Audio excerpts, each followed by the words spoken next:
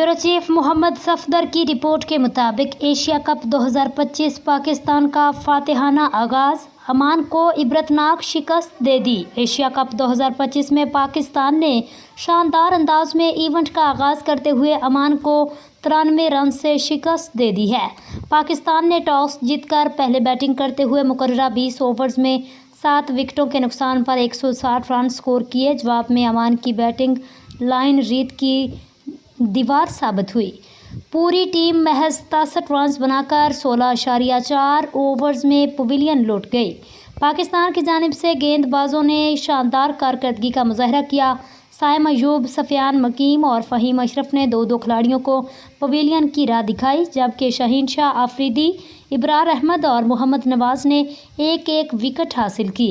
इस शानदार फतह के साथ पाकिस्तान ने एशिया कप 2025 में फातिहाना सफ़र का आगाज़ किया और शायकीन क्रिकेट को भरपूर खुशी दी।